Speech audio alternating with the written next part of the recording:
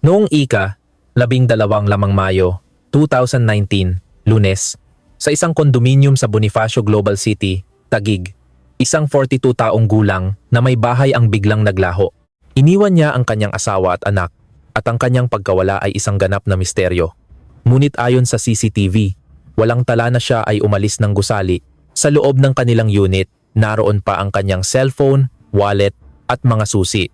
Tinuon ng mga pulis ang kanilang investigasyon sa alitan ng pamilya sa ingay sa kapitbahay sa ibaba. Ngunit ang katotohanang lumabas makalipas ang 2 taon ay hindi inaasahan ng sinuman.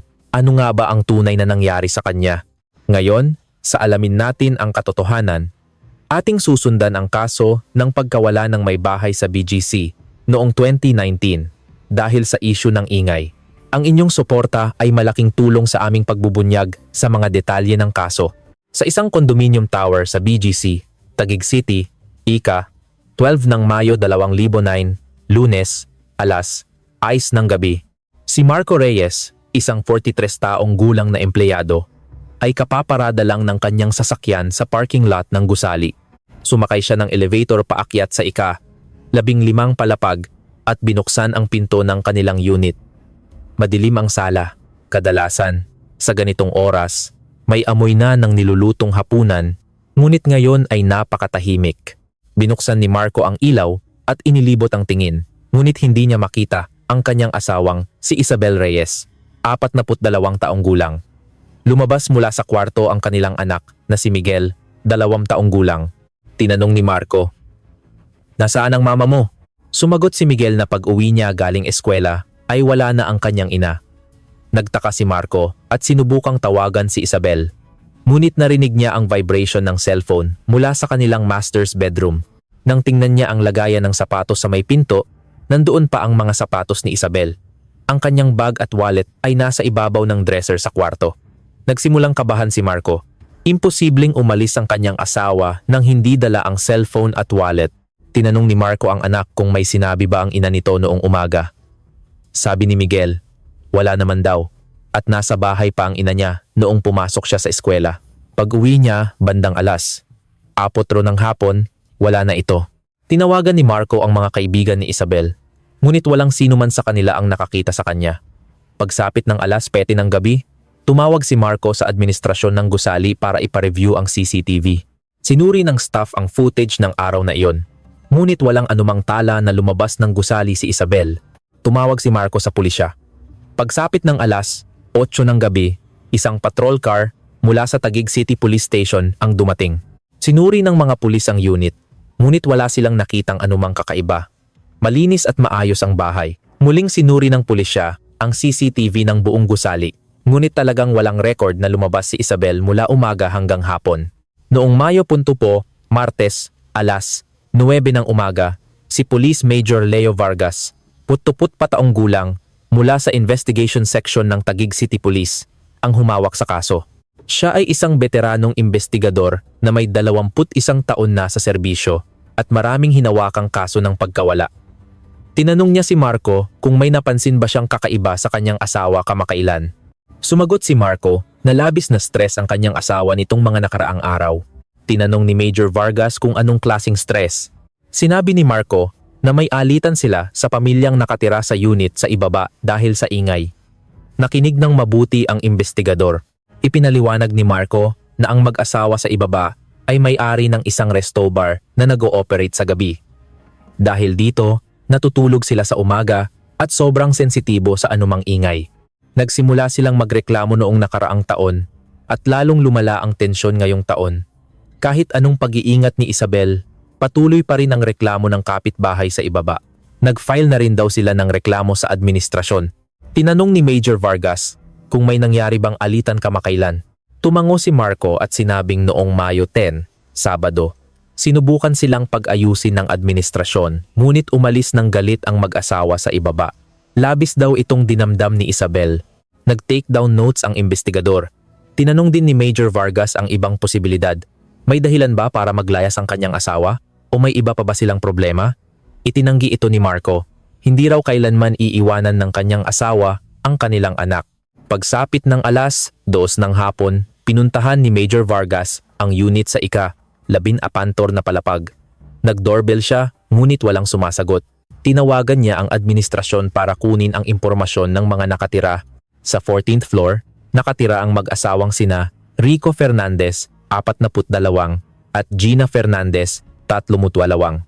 Nagpapatakbo sila ng isang resto bar malapit doon mula 10 ng gabi hanggang 3 ng madaling araw. Nagpasya si Major Vargas na bumalik na lang sa gabi. Alas 3 ng hapon, sinuri ng investigador ang mga talaan ng reklamo sa ingay sa opisina ng administrasyon.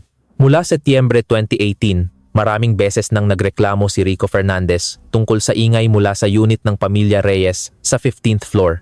Noong 2019 lamang, 5 reklamo na ang naitala. Ang pinakahuli ay noong Mayo 8, Huwebes.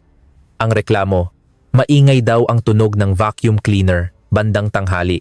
Sinabi ng staff ng administrasyon sa investigador na ang gusaling iyon na natapos noong 2016 ay maraming reklamo sa ingay dahil sa substandard na construction ng developer. Partikular na palpak daw ang pagkakagawa sa sahig, kaya madalas ang reklamo sa ibang mga tore. Tumango si Major Vargas. Alas 5 ng hapon, kinapanayam ng investigador ang mga kapitbahay sa parehong palapag. Tinanong niya ang nasa katabing unit kung may narinig silang kakaibang ingay mula sa bahay ng mga Reyes. Wala raw silang narinig. Isang kapitbahay ang nagsabi na kilala si Rico Fernandez sa pagiging masungit.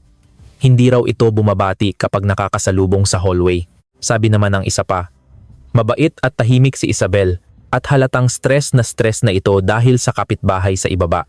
Alas 8 ng gabi, muling pinuntahan ni Major Vargas ang unit ni Rico Fernandez sa 14th floor. Sa pagkakataong ito, bumukas ang pinto. Lumabas si Rico, matipuno ang pangangatawan at matalas ang tingin. Nagpakilala ang investigador at sinabing iniimbestigahan niya ang pagkawala ni Isabel Reyes mula sa itaas. Sumimangot si Rico at tinanong kung ano ang kinalaman niya roon. Sinabi ni Major Vargas na nalaman niya ang tungkol sa kanilang alitan sa ingay at tinanong kung nasaan siya noong tanghali ng Mayo 12 Lunes. Sumagot si Rico na natutulog lang siya sa bahay kasama ang kanyang asawa. Nang tanungin kung may makakapagpatunay nito, sinabi ni Rico, "Paano namin papatunayan? Kaming dalawa lang ang nasa bahay." Tinanong ni Major Vargas kung kailan niya huling nakita si Isabel. Sumagot si Rico na noong Mayo 10, Sabado, sa opisina ng administrasyon. Doon daw sila nag-usap tungkol sa ingay. Nang tanungin kung ano ang napag-usapan, sinabi ni Rico na sinubukan silang pag-ayusin ng staff pero paulit-ulit lang daw na sinasabi ng taga-itaas na mag-iingat sila. Nagalit daw siya kaya umalis na lang. Tinanong ni Major Vargas kung personal ba siyang umakyat sa unit sa itaas para magreklamo. Mariing itinanggi ito ni Rico. Sa pamamagitan lang daw ng administrasyon siya nagrereklamo. Pinagmasdang mabuti ng investigador si Rico, ngunit wala na siyang ibang maitatanong. Noong Mayo 14, Miyerkules, muling sinuri ni Major Vargas ang lahat ng CCTV ng gusali. Mula 8 ng umaga hanggang 5 ng hapon ng Mayo 12, Lunes, walang bakas ni Isabel na lumabas ng kondominium. Naglaho ba siya sa loob ng sarili niyang bahay? O nakalusot siya sa isang blind spot ng CCTV? Nalilito ang investigador.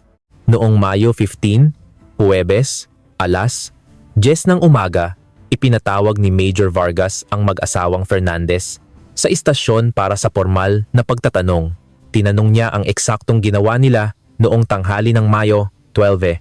Sinabi ni Rico na galing sila sa kanilang resto bar hanggang 3 ng madaling araw, umuwi at natulog bandang alas 4 ng umaga. Nagising daw sila bandang alas 4 ng hapon. Kinumpirma ito ni Gina. Tinanong ni Major Vargas kung may narinig silang ingay mula sa itaas noong mga oras na iyon. Biglang sumama ang mukha ni Rico. Mga bandang alas 12 ng tanghali raw ay narinig niya ang tunog ng vacuum cleaner. Natutulog daw siya pero nagising dahil sa ingay. Nang tanungin kung nagreklamo siya, umiling si Rico. Tatawag na sana raw siya sa administrasyon pero nagtimpi na lang dahil naisip niyang wala rin namang mangyayari. Tinanong ni Major Vargas, "Galit ka ba sa kanya?" Sumagot si Rico, "Siyempre, galit ako. Ilang taon na akong puyat dahil sa kanila, sino bang hindi magagalit?" Muling tinanong ng investigador kung umakyat siya sa itaas. Mariing itinanggi ito ni Rico. Sumang-ayon din si Gina, hindi raw kailanman umakyat ang asawa niya sa unit ng mga Reyes. Tinanong ng pulis, may kinalaman ba kayo sa pagkawala niya? Sumigaw si Rico, ano bang sinasabi mo? Anong ginawa namin? Naging emosyonal din si Gina at sinabing wala silang ginawang masama. Pinakalma sila ni Major Vargas at sinabing tinatanong lang niya ito bilang bahagi ng proseso. Alas 2 ng hapon, pinauwi na ng investigador ang mag-asawa. Walang ebidensya at walang paraan para pabulaanan ang kanilang alibi. Ngunit malakas pa rin ang kutob ni Major Vargas na may kinalaman sila, matindi ang kanilang alitan, at masungit ang ugali ni Rico. Alas 3 ng hapon, muli niyang kinausap si Marco. Tinanong niya kung kailan eksaktong nagsimula ang alitan. Ipinaliwanag ni Marco na noong lumipat sila noong 2017, wala pang problema. Nagsimula lang daw noong 2018 nang buksan ng mag-asawa sa ibaba ang kanilang resto bar. Noong una, paminsan-minsan lang daw may paalala mula sa administrasyon. Nag-iingat naman daw si Isabel, pero pagsapit ng taglagas ng 2018, dumalas na ang mga reklamo. Tinanong ni Major Vargas kung anong klaseng ingay. Sabi ni Marco, tunog ng vacuum, takbo ng bata, pag-usod ng upuan, at kahit daw paglalakad ay inirereklamo. Labis daw ang stress ni Isabel at halos patakbong lumakad sa loob ng bahay. Tinanong ng investigador kung nagkaharap na sila ng mag-asawa sa ibaba. Tumango si Marco. Noong Pebrero 2019, nagkasalubong daw sila sa lobby at sinigawan sila ni Rico. Kayo lang ba ang nakatira dito? Binili niyo ba buong building? Humingi raw ng paumanhin si Isabel pero hindi sila pinansin ni Rico at naglakad palayo. Tinanong ni Major Vargas kung may pagbabanta o pananakot na nangyari. Sabi ni Marco, wala namang direktang pagbabanta. Pero tuwing nagkakasabay sila sa elevator, nakakatakot daw ang paraan ng pagtitig nito. Alas 5 ng hapon, kinapanayam ni Major Vargas ang ibang residente sa gusali para alamin kung gaano kalala ang problema sa ingay. Isang residente sa 10th floor ang nagsabing simula pa lang daw ay malala na ang issue sa ingay sa kondo na iyon. Manipis daw ang pagkakagawa sa sahig kaya rinig na rinig ang mga tunog. Nagkaroon na rin daw siya ng alitan sa kapitbahay niya sa ibaba. Ganito rin ang sinabi ng isang residente sa 12th floor. Nagreklamo na raw sila sa developer pero walang aksyon. Nag-aambagan na raw ang mga residente para magsampa ng kaso. Tumango si Major Vargas. Alas 7 ng gabi, binalikan niya ang detalye ng pag-uusap noong Mayo 10, Sabado, sa opisina ng administrasyon. Ipinaliwanag ni Mang Efren, 53, ang building admin.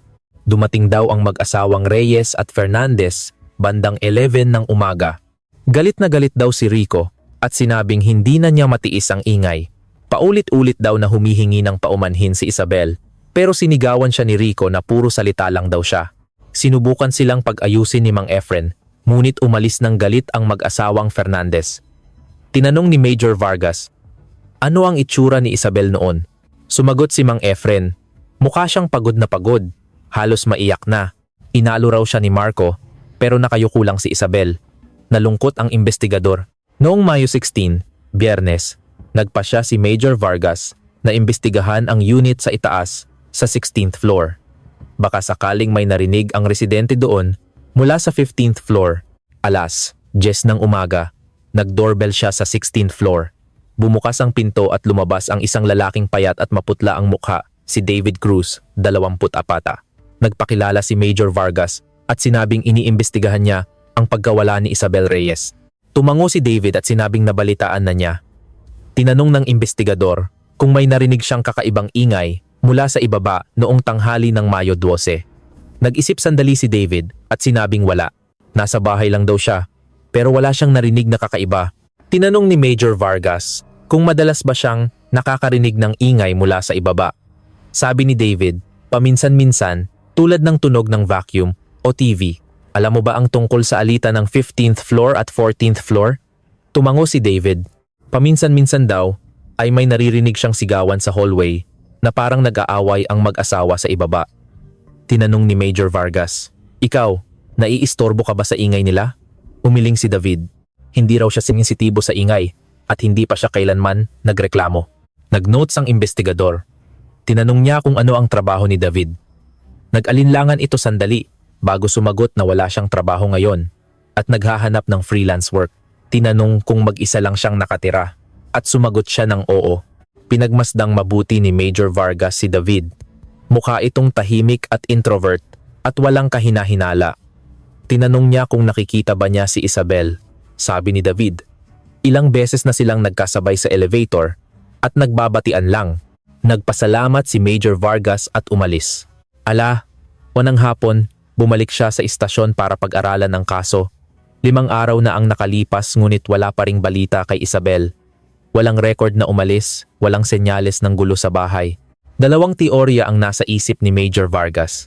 May kinalaman si Rico Fernandez o kusa siyang umalis, ngunit parehong walang matibay na ebidensya. Frustrating ito para sa kanya. Noong Mayo 20, Sabado, alas 5 ng hapon, pinuntahan ni Major Vargas ang resto bar ni Rico. Isang maliit na kainan sa basement ng isang commercial building. Sarado ito dahil maaga pa, pero may ilaw sa loob. Kumatok siya at lumabas si Rico. Ano na naman? Tanong nito. Sinabi ni Major Vargas na gusto lang niyang makipag-usap.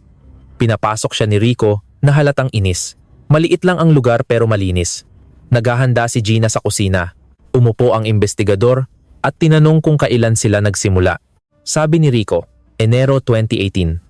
Dati raw siyang empleyado pero nag-resign para magtayo ng negosyo kasama ang asawa. Tinanong ni Major Vargas kung kumusta ang negosyo. Sabi ni Rico, sapat lang para mabuhay. Diretsahan nang nagtanong ang investigador kung kailan eksaktong nagsimula ang alitan nila sa pamilya Reyes. Napabuntong hininga si Rico. Bandang taglagas daw ng 2018. Noong una raw ay tinitiis niya, pero kapag hihiga na siya para matulog sa umaga, naririnig niya ang kalabog mula sa itaas. Vacuum, washing machine, pag-usod ng upuan, lahat daw rinig. Gabi siyang nagtatrabaho at kailangan niyang matulog sa umaga, pero hindi siya makatulog ng maayos. Tinanong kung kailan siya unang nagreklamo. Setyembre 2018 daw. Noong una ay formal siyang nakiusap, pero walang nagbago. Hindi ba sila nag-ingat? Tanong ng investigador. Umiling si Rico. Unang mga araw lang daw tahimik, pero paglipas ng 1 linggo, maingay na ulit. Puro salita lang daw. Kaya galit na galit ka? Tanong ni Major Vargas. Ilang taon akong hindi makatulog ng maayos. Sino bang hindi magagalit? Tumango ang investigador na tila naiintindihan. Dahan-dahan niyang tinanong, Noong Mayo 12, Lunes, sigurado ka bang nasa bahay ka lang? Hindi ka umakyat sa taas? Sumigaw si Rico. Ilang beses ko bang sasabihin? Bakit ba ako ang pinagbibintangan nyo? Lumabas si Gina mula sa kusina para pakalmahin ang asawa. Sabi niya sa investigador, Sir, hindi po ganyan ang asawa ko. Maingay lang po yan magsalita pero hindi yan nananakit. Tumayo na si Major Vargas at nagpaalam. Alas 6 ng gabi, bumalik siya sa istasyon at sinuri ang background ni Rico. Walang criminal record, tanging traffic violations lang. Walang kaso ng pananakit o anumang krimen. Nag-isip si Major Vargas. Masungit nga si Rico, pero may kakayahan ba siyang manakit? Alas 8 ng gabi, tinawagan niya si Marco. Tinanong niya kung may nawawalang personal na gamit ang kanyang asawa. Pagkatapos ng ilang sandali, sumagot si Marco. Ang wedding ring lang daw ni Isabel ang nawawala. Tinanong kung may iba pang alahas. Sabi ni Marco, nandoon pa ang kwintas at hikaw, pero ang wedding ring lang ang wala. Nagtaka si Major Vargas. Kung pagnanakaw ito, dapat kinuha rin ng ibang alahas. Kakaiba na singsing lang ang nawawala. Noong Mayo 20 Martes, muling sinuyod ng team ni Major Vargas ang unit ng mga Reyes, baka may nakaligtaan silang ebidensya. Bawat sulok ng bahay ay sinuri nila kwarto, sala, kusina, banyo, ngunit wala silang nakitang kakaiba. Muli niyang sinuri ang lagayan ng sapatos. Lahat ng sapatos ni Isabel ay nandoon sneakers, sandals, tsinelas. Walang kulang. Naisip ng investigador, paano siya lalabas ng hindi nagsasapatos? Alas 5 ng hapon. Muli niyang pinanood ang CCTV ng elevator noong Mayo 12 mula 8 ng umaga hanggang 5 ng hapon. Lahat ng sumakay sa 15th floor ay na-verify. 8 a.m. si Marco papasok sa trabaho. 8:30 a.m. si Miguel papasok sa eskwela. 10 a.m. isang kapitbahay. 12 p.m. isang delivery man. 4 p.m. si Miguel pauwi. Walang record ni Isabel. Sinuri rin niya ang CCTV sa hagdanan. Walang gumamit ng hagdan sa 15th floor.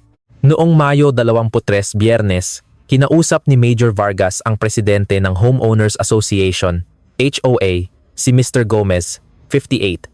Pumunta ito sa opisina ng administrasyon. Tinanong ng investigador ang tungkol sa malalang issue ng ingay sa gusali.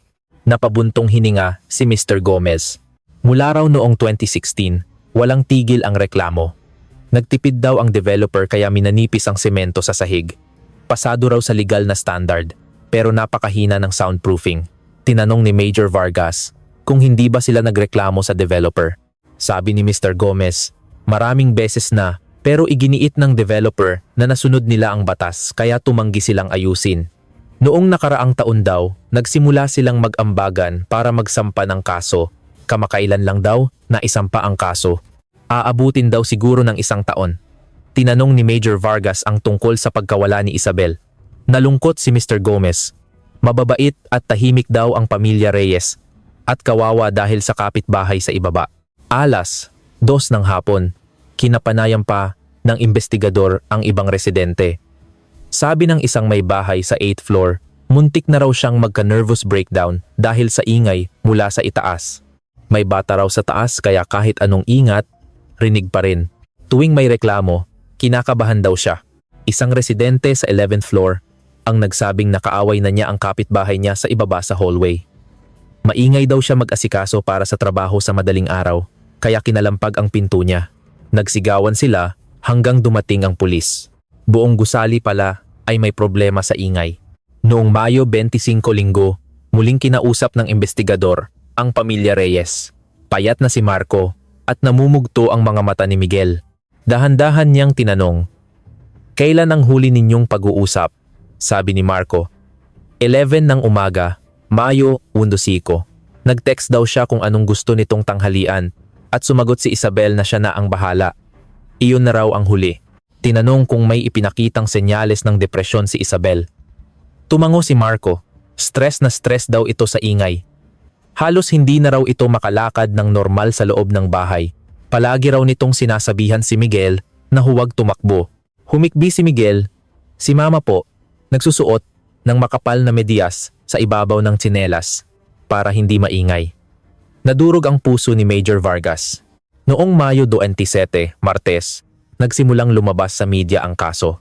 Tinalakay ito sa isang lokal na programa at sinabing alitan sa ingay ang posibleng motibo. Nabanggit din na suspek ang mag-asawang Fernandez. Alas 3 ng hapon, pumunta si Rico sa istasyon para magreklamo. "Huwag niyo kaming gawing kriminal. Inosente kami." Pinakalma siya ni Major Vargas at sinabing baka nagkamali lang ang reporter. Ngunit umalis si Rico na galit na galit. Noong Mayo 30, Biyernes, sinuri ni Major Vargas ang buong investigasyon. 11 araw na pero walang progreso. Naglaho si Isabel sa loob ng gusali. Ang tanging suspek, ang mag-asawang Fernandez, ay may alibi pero walang paraan para patunayan. Walang-wala nang maisip si Major Vargas. Kailangan niya ng bagong lead. Noong Hunyo 2019, 1 buwan na ang nakalipas. Wala pa ring lead, deadlock ang investigasyon. Araw-araw tumatawag si Marco, pero pasensya na po lang ang naisasagot ng investigador. Noong Hunyo 15, Sabado, sinuri ni Major Vargas ang cellphone location history ng mag-asawang Fernandez. Noong Mayo 12, mula umaga hanggang hapon, pareho silang nasa bahay lang. Hindi gumalaw ang kanilang lokasyon mula sa cell site na malapit sa kanila. Napabuntong hininga ang investigador. Noong Hunyo 20, Huwebes, kinapanayam niya ang mga staff ng kondominium. Baka may napansin silang kakaiba noong araw na iyon. Sabi ng isang security guard, si Mang Lando, 62, wala namang kakaiba. Ordinaryong Lunes lang daw. Pero naalala niya na nang dumating ang truck ng basura, walang basurang ibinaba mula sa 15th floor. Tinanong ni Major Vargas kung big deal ba iyon. Sabi ni Mang Lando, kadalasan daw tuwing Lunes naglalabas ng basura ang mga Reyes pero wala noong araw na iyon. Pagsapit ng katapusan ng Hunyo, nawala na ang interes ng media sa kaso. Walang bagong balita at napalitan na ito ng ibang mga krimen. Ngunit patuloy ang pagdurusa ng pamilya Reyes. Nag-resign si Marco sa trabaho para hanapin ang asawa pero walang resulta. Si Miguel naman ay naging tampulan ng bulungan sa eskwela. Patay na raw nanay mo, di ba? Pinatay daw ng kapitbahay nyo. Tahimik lang na tinitiis ito ni Miguel. Noong Hulyo, pinalawak ni Major Vargas ang investigasyon. Sinuri niya ang credit card transactions ni Isabel. Ang huling gamit ay noong Mayo 11. sa isang grocery store. Pagkatapos noon, wala ng record. Kinapanayam niya ang mga kaibigan ni Isabel. Sabi ng isa, si Ana, tumawag daw si Isabel isang linggo bago siya mawala. Hirap na raw ito sa issue ng ingay at takot na takot sa mag-asawa sa ibaba. Tinanong ni Major Vargas. Sinabi niyang takot siya? Tumango si Ana. Tinititigan daw siya ng masama kapag nagkakasalubong sila at kung minsan sa madaling araw, may kumakalabog sa kisame nila mula sa ibaba. Malakas pa rin ang hinala ni Major Vargas sa mga Fernandez, ngunit wala pa ring ebidensya. Noong Setyembre, 4 na buwan na ang nakalipas. Nagsimula nang makatanggap ng pressure si Major Vargas mula sa kanyang mga superior. Hindi na raw sila pwedeng mag-aksaya ng tauhan sa isang kasong walang progreso. Pilit pa ring humanap ng lead ang investigador, pero wala talaga. Sa katapusan ng Setyembre, pumunta si Marco sa istasyon. Nagmakaawa siya. Sir, pakiusap! Hanapin niyo ang asawa ko! Araw-araw siyang hinahanap ng anak namin. Nangako si Major Vargas na hindi siya susuko. Ngunit sa totoo lang, wala na rin siyang ideya kung ano ang susunod na gagawin. Noong Oktubre 2019, umuusad na ang kaso ng mga residente laban sa developer. Nangangalap na ng ebidensya ang kanilang abogado. Ang resulta ng sound test, bagamat pasok sa legal na standard, ay nagpapakita na malala talaga ang ingay, sabi ni Mr. Gomez. Kapag nanalo sila, kailangang ulitin ng developer ang paggawa sa sahig, pero matatagalan pa raw. Naisip ni Major Vargas na baka may lumabas na ebidensya kapag nagsimula na ang pagkukumpuni. Pero malabo pa rin iyon. Pagsapit ng katapusan ng 2019, tuluyan nang naging cold case ang kaso. May mga bago ng kasong hinahawakan si Major Vargas, pero paminsan-minsan ay binabalikan niya ang folder ng kaso ni Isabel. Noong Disyembre 31, muli niyang binuklat ang file. CCTV records, testimonya, interogasyon sa mga Fernandez. Lahat ay binasa niya ulit. Ngunit wala pa ring sagot. Nasaan si Isabel? Buhay pa ba siya? Dumating ang 2020, ngunit wala pa ring bagong lead. Patuloy na umaasa si Marco at lumalaki si Miguel na walang ina. Hindi sumusuko si Major Vargas, pero halos itinigil na ang investigasyon. Noong tagsibol ng 2020, nagsimula ang pandemya ng COVID-19. Nagkagulo ang mundo at lalong nalimutan ang kaso ni Isabel. Ngunit paminsan-minsan ay tinatawagan ni Major Vargas si Marco para kumustahin. Patuloy pa ring naghahanap si Marco, hindi nawawalan ng pag-asa. Sa katapusan ng 2020, nanalo sa unang pagkakataon ang kaso ng mga residente. Kinatigan ng korte ang substandard na construction at inutusan ang developer na ayusin ito. Ngunit nag-apela ang developer, kaya mas tatagal pa. Sabi ni Mr. Gomez, aabutin pa siguro ng 2021 bago masimulan ang pagkukumpuni. Sa simula ng 2021, binawi ng developer ang kanilang apela. Mas mura raw na ayusin na lang kaysa hintayin ang desisyon ng Court of Appeals. Noong Marso, na-finalize ang schedule ng pagkukumpuni. Sa Mayo, uunahin ang pag-aayos sa mga drainage pipe sa banyo at kusina ng bawat unit. Tiningnan ni Major Vargas ang schedule. Iniisip ang isang malayong posibilidad. Ang unit ng mga Reyes ay nakatakda sa kalagitnaan ng Mayo. Naghintay siya ng may halong pag-asa at pangamba. Noong Mayo 11, 2021, Martes, alas 9 ng umaga, nagsimula na ang pagkukumpuni. Si Mang Mario, isang 56 taong gulang na maintenance worker, ay dumating dala ang kanyang mga gamit. Natapos niya ang isang unit sa 12th floor noong umaga. Pagkatapos mananghalian, 1:00 ng hapon, umakyat siya sa 15th floor, Unit 1502, ang bahay ni Marco Reyes. Nag-doorbell siya at pinagbuksan siya ni Marco. Payat at pagod ang itsura nito. Sinabi ni Mang Mario na aayusin niya ang banyo. Tumango si Marco at pinapasok siya. Nagsimulang magtrabaho si Mang Mario sa banyo. Habang sinusuri ang mga tubo, sumigaw siya papunta sa sala. Sir, ang sipag naman po ni Ma'am maglinis. Ang linis po ng mga tubo nyo. Natahimik ang sala. Pagkaraan ng ilang sandali, sumagot si Marco sa mahinang boses. 2 taon nang nawawala ang asawa ko. Natigilan si Mang Mario.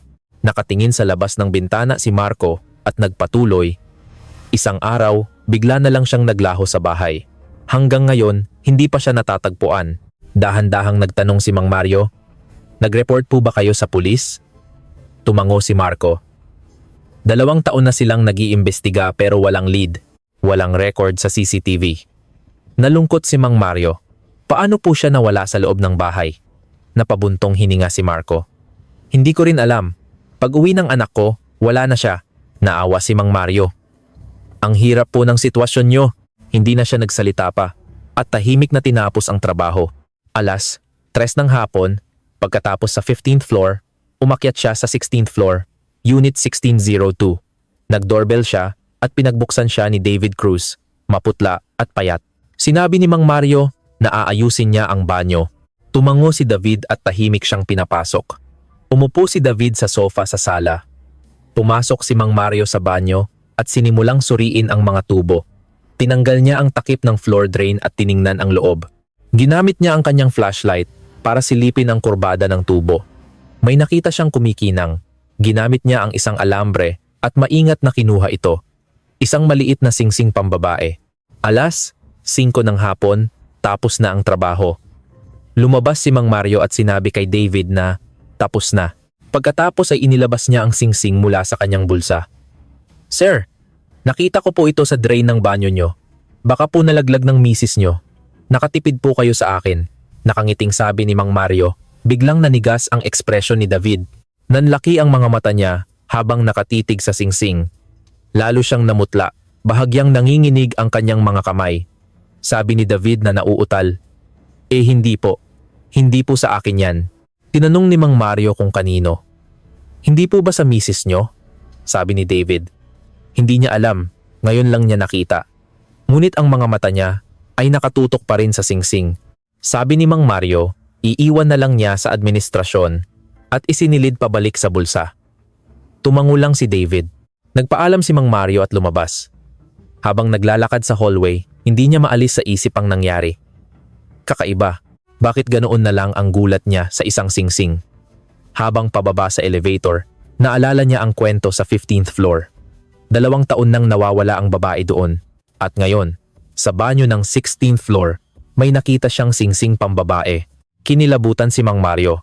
Pagdating sa ground floor, dumaan siya sa opisina ng administrasyon. Ipinakita niya ang singsing at nagtanong, may nakatira po bang babae sa 1602? Umiling ang staff. Lalaki lang po mag-isa. Mula pa 2017, lalong naghinala si Mang Mario. Maingat siyang nagtanong, totoo po bang may nawawalang babae sa 15th floor 2 taon na ang nakakaraan? Tumango ang staff. Oo, yung nanay sa 1502. Hindi pa rin nakikita. Bumilis ang tibok ng puso ni Mang Mario. Alas, 6 ng gabi, pauwi na si Mang Mario. Habang nakastop sa traffic light, paulit-ulit sa isip niya ang mga pangyayari. May nawawalang babae sa 15th floor. Sa banyo ng isang lalaking mag-isang nakatira sa 16th floor, may nakitang singsing pambabae. At ang lalaking iyon ay labis na nagulat nang makita ito. Hinigpitan niya ang hawak sa manibela. Baka nagkataon lang, pero hindi siya mapakali. Alas, 7 ng gabi, nakauwi na si Mang Mario. Kahit habang kumakain, iyon pa rin ang iniisip niya. Nagtanong ang asawa niya kung anong problema, pero sinabi niyang wala. Alas 9 ng gabi, nagdesisyon si Mang Mario. Tatawag siya sa pulis.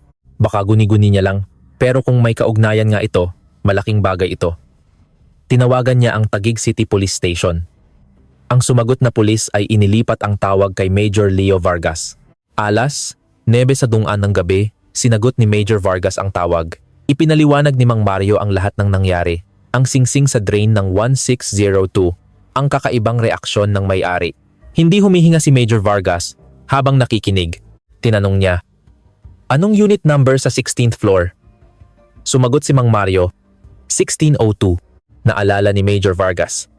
Bahay iyon ni David Cruz. Tinanong niya kung nasaan ang singsing. Sabi ni Mang Mario, dala pa niya. Iiwan sana niya sa admin pero kinutuban siya. Hiniling ni Major Vargas na pumunta siya sa istasyon kinaumagahan at dalhin ang singsing. Sumang-ayon si Mang Mario. Pagkababa ng tawag, agad na kinuha ni Major Vargas ang file ng kaso. Noong Mayo 2019, sinabi ni Marco na nawawala ang wedding ring ng kanyang asawa. Bumilis ang tibok ng puso ng investigador. Pagkatapos ng 2 taon, ito ang unang konkretong lead. Agad niyang tinawagan si Marco. Tinanong niya kung ano ang itsura ng wedding ring ng kanyang asawa. Sabi ni Marco, white gold ito na may maliit na diamante. May nakaukit na initial sa loob. Anong initials? Tanong ni Major Vargas. M-R-I-R. Sagot ni Marco para sa Marco Reyes at Isabel Reyes. Pinapunta ni Major Vargas si Marco sa istasyon kinaumagahan. Nanginginig ang boses ni Marco. Nahanap niyo na ba siya? Sabi ni Major Vargas. Hindi pa sigurado, pero may mahalagang lead silang nakuha. Umikbi si Marco at sinabing pupunta siya ng maaga, Mayo 2, Miyerkules, alas 9 ng umaga, dumating si Mang Mario at Marco sa istasyon. Kinuha ni Major Vargas ang singsing kay Mang Mario at ipinakita kay Marco. Pagkakita pa lang, napaiyak na si Marco. Singsing po yan ng asawa ko. Sa loob, nakaukit ang mga initials. Agad na tinipon ni Major Vargas ang kanyang team. Nahanap ang singsing ng biktima sa banyo ng unit ni David Cruz. Mag-isa lang siyang nakatira at nagpakita ng kakaibang reaksyon.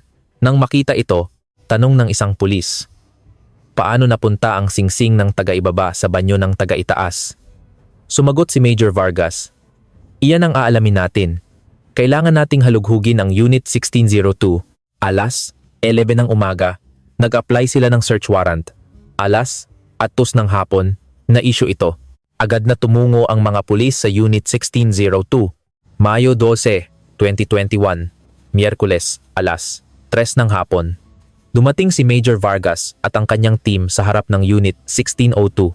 Nag-doorbell sila pero walang sumasagot. Muli silang nag-doorbell. Pagkaraan ng ilang sandali, bumukas ang pinto. Si David Cruz, maputla at balisa. Ipinakita ng investigador ang search warrant. Lalong namutla si David. Ano po ito? Sinabi ni Major Vargas na iniimbestigahan nila ang singsing na nahanap sa banyo. Sinabi ni David na wala siyang kinalaman doon at hindi niya alam kung paano iyon napunta roon. Hindi na nagsalita ang investigador at pumasok sa loob. Isang pulis ang nagbantay kay David sa sofa. Sinimulan ng iba ang paghahalughog. Pumasok si Major Vargas sa banyo. Pagkatapos ay sa kwarto. Puro damit panlalaki lang ang nasa aparador. Walang kakaiba. Isang pulis ang nagbukas ng isang cabinet sa sala. Maayos ang mga kumot at damit. Sa kusina, binuksan ng isang pulis ang ref. Kaunti lang ang laman. Sa tabi nito, may isang malaking chest freezer. Akmang bubuksan ito ng pulis. Biglang tumayo si David. Wag niyong bubuksan yan. Pinigilan siya ng pulis na nagbabantay. Lumapit si Major Vargas. Tiningnan niya si David. Bakit ayaw mong buksan? Nanginginig na sumagot si David. Wala pong laman yan kundi mga frozen na karne. Naghinala si Major Vargas. Binuksan niya ang chest freezer. Nanigas ang mukha ng investigador na nakatingin sa loob. Lumapit si Major Vargas.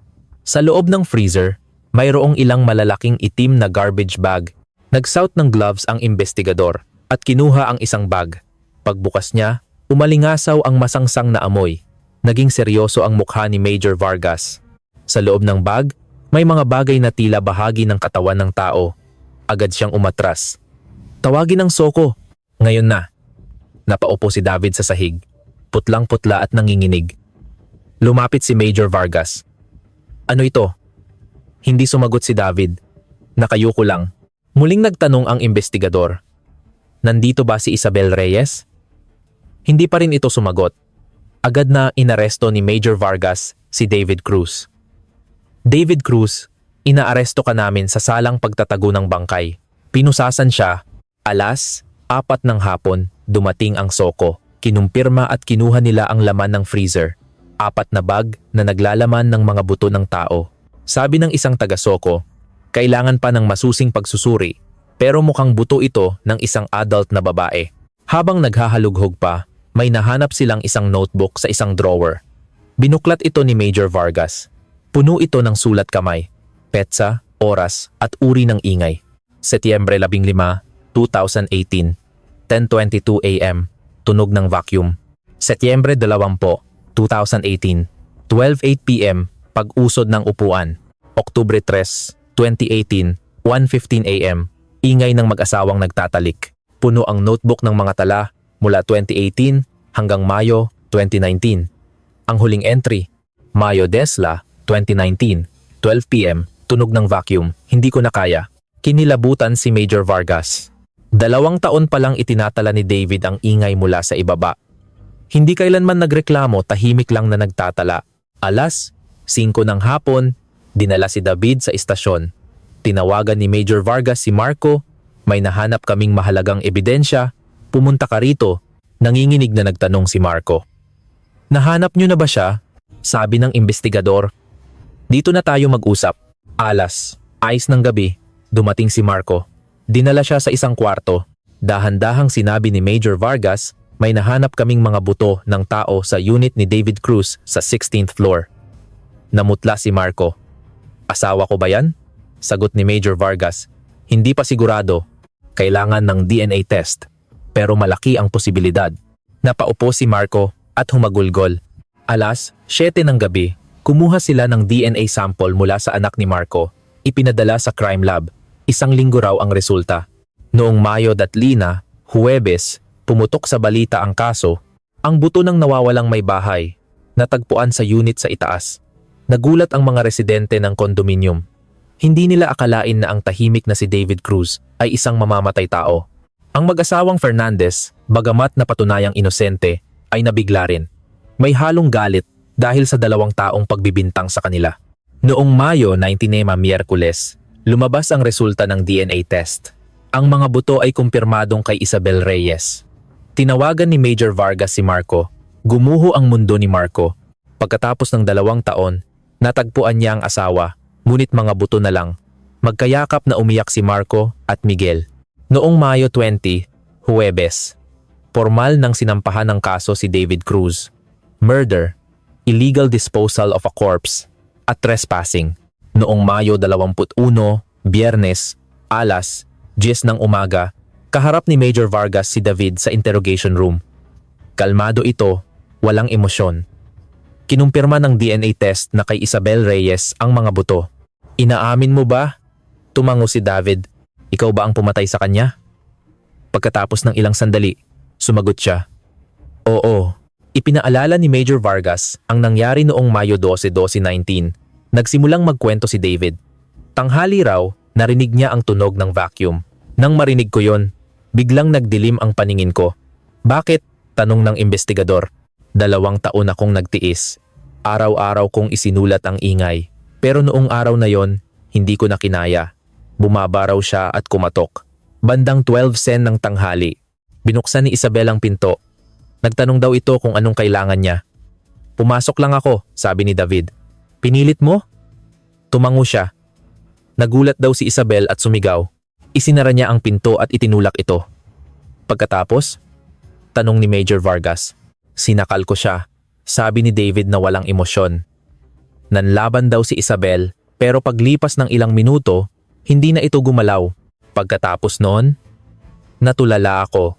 Pero kailangan kong mag-isip ng mabilis. Kailangan kong dalhin ang katawan niya sa unit ko. Paano? Nakita raw niya ang isang malaking maleta. Ipinasok niya si Isabel doon. Bandang 1 ng hapon, sinilip niya ang hallway. Nang walang tao, kinaladkad niya ang maleta palabas at dumaan sa hagdanan paakyat sa unit niya. At pagkatapos, nag-alinlangan si David. Sa banyo ko siya, inayos. Paano mo inayos? Tahimik na sumagot si David. Pinagpira-piraso ko siya sa bathtub. Nanigas ang mukha ni Major Vargas.